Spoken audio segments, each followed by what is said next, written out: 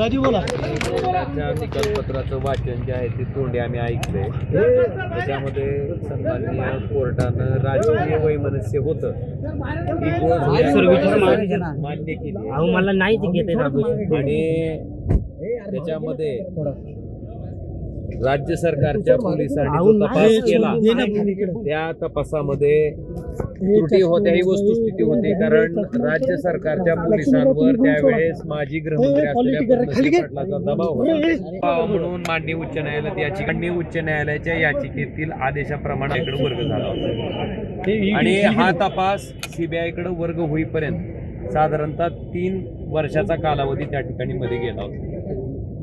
सीबीआयनं या केसमध्ये त्या ठिकाणी पूर्ण परिश्रम घेऊन तपास केलेला आहे आणि असं असताना सन्माननीय कोर्टानं त्या ठिकाणी जे काही पूर्ण निकालात असेल त्या काही रिटर्न ऑर्डर त्या ठिकाणी हातात मिळेल वाचल्याच्या नंतर निश्चितपणे आम्ही माननीय उच्च न्यायालयात जाणार आहे. फक्त प्रश्न इतकाच आहे की कैलासवासी पवनराजे साहेबांना नेमकं मारलं कोणी मग? कारण हे सगळं समोर असताना जर हे सगळेच आरोपी निर्दोष सुटत असतील तर नेमकं मारलं कोणी? हा माझ्या कुटुंबाच्या समोरचा प्रश्न आहे आणि मी इतकंच म्हणेन की हे कलियुग आहे. कलियुगामध्ये चांगलं वागणं, चांगलं राहणं, चांगलं काम करणं आणि चांगल्या माणसाला त्या ठिकाणी कायम निराशा पदरात पडते.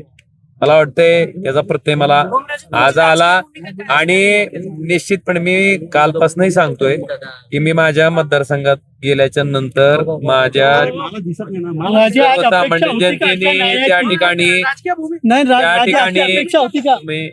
आज अपेक्षा होती त्या ठिकाणी माझ्या जनतेशी चर्चा करून माझा जो काही तो राजकीय निर्णय ठरवेल. राजकीय अपेक्षा आज निर्णयाची अशी अपेक्षा होती का? कारण तुम्ही न्यायव्यवस्थेवर विश्वास आहे असं म्हटलं होतं. हो नाही, निश्चित न्यायालयाकडनंच होतं ना. 20 वर्ष कशासाठी माणूस वेळ काढते? 20 वर्ष कशाला म्हणते? 20 वर्षाचा संघर्ष काय म्हणते? तुम्हाला तुमच्या वडिलाला एक साधं जर वाकडं बोललं तर काय त्रास होत असेल? माझ्या वडिलांची हत्या झाल्याच्या नंतर त्यांच्या आरोपीला शिक्षा व्हावी म्हणून 20 वर्षापर्यंत त्या न्यायालयात चक्रा मारणं, त्या प्रत्येक तारखेला उपस्थित राहणं आणि सगळं प्रक्रिया आम्ही पार पाडून अपेक्षा इतकीच होती की दोषींना त्या ठिकाणी शासन व्हावं, शिक्षा व्हावी. पण दुर्दैवानं शेवटी कोर्टाच्या निर्णयाचा प्रत्येकाला सन्मान राखणं संविधानामध्ये गरजेचं आहे. पण निश्चितपणे ह्या निर्णयाच्या विरोधात माननीय उच्च न्यायालयात त्या ठिकाणी दाद मागितली जाईल. ऑपरेशन टायगर बाबत काय सांगणार? ऑपरेशन टायगर बाबत माझ्याबद्दल मी काय जे एक लक्षात घ्या, मी उद्धवजी बद्दल आणि आदित्य साहेबाबद्दल मी अजिबात कुठल्याही प्रेसला काही बोललेलो नाही. तुम्हीच काय नेमकं त्या ठिकाणी पॉइंट एक लक्षात घ्या. माझी भूमिका काही जरी ठरली तरी मी उद्धवजी आणि आदित्यजी बद्दल आधीही कधी बोललेलो नाही, आताही बोलणार नाही आणि भविष्यातही बोलणार नाही. माझी राजकीय भूमिका काही असेल. म्हणून मला आपल्याला इतकंच सांगायचंय की ती मी ठरवेन माझ्या लोकांबरोबर चर्चा करून. आणि एक आपल्याला एवढंच मला सांगायचंय की माझ्या मतदारसंघातल्या जनतेशी चर्चा करून निर्णय राजा काय ठरलं का? तुम्ही सही केली का?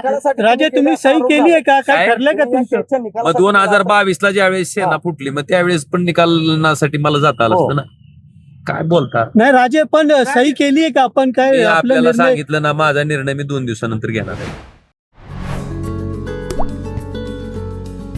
आता जोकासू STP या अत्याधुनिक जॅपनीज तंत्रज्ञानाने सुसज्ज, quick installation, energy efficient, noiseless blowers, low maintenance या आणि अशा वैशिष्ट्यांनी परिपूर्ण जोकासू STP तंत्रज्ञान प्रकल्प उभारणीपासून ते विक्री पश्चात समाधानकारक सेवा देणारी, भारताबरोबरच परदेशात देखील प्रकल्पांची यशस्वी उभारणी करणारी company Deccan water treatment private limited.